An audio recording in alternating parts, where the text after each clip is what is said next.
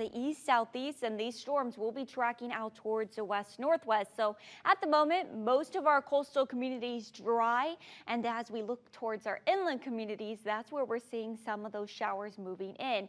As we look to the north, with just some spotty rainfall pushing through, and then as we push a little bit further to the south into Hendry and Collier counties, that's where we're tracking some heavier rainfall as well as a bit of lightning heading towards Ventura right now, as well as some moderate rainfall. Back behind that cell, we have more rain on the way with some lightning associated with it. It is expected to push into South Clewiston by 12:30 this afternoon. And then as we look into northern portions of Collier County, that's where we're seeing another cell with some moderate to heavy rainfall. Lightning that is going to be tracking out towards the west northwest, expecting it to move into Big Cypress by 12:24. Temperature is currently sitting upper 80s and low 90s. You will notice slightly cooler towards those communities where the rainfall is currently moving in. 91 in Bonita Springs, 90 degrees right now in Punta Gorda, and 90 in Northport. Winds coming in from the east southeast, and that's why those storms are coming in from the east and then tracking out towards the west.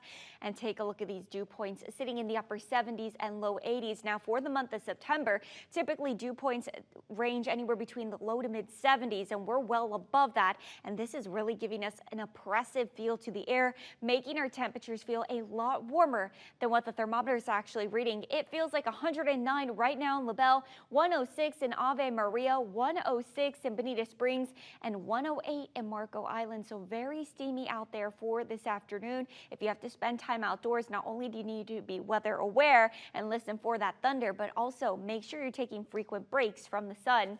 As we head into the 2-3 o'clock hour, we will really see that coverage increase.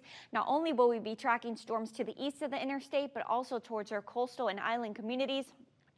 We'll continue to see scattered activity through the rest of the afternoon, with it becoming more isolated in nature around 6-7 o'clock and mainly impacting our inland communities around that time frame. And then we're looking to dry out for the most part after the sun sets. So for today, just have the rain gear handy as well as that water bottle. Temperatures will be topping out in the low 90s, but once you factor in all that humidity, it is just going to be oppressive through the entirety of the afternoon. Now we do have a couple of tropical waves to keep our eyes on, but very low end chances of development. This area here closer to Africa is dealing with some Saharan dust, so not likely that we'll see development. This one also getting a little bit of dust, just a 10% chance of development, and this one a little bit closer to home, about a 30% chance of development, but you will notice it is going to be tracking to the west and steering clear of us here in southwest Florida. Back locally, we'll be seeing plenty of rainfall as well as storms for the rest of this afternoon into our Thursday and Friday. And for this weekend, we'll be seeing rain and storms as well.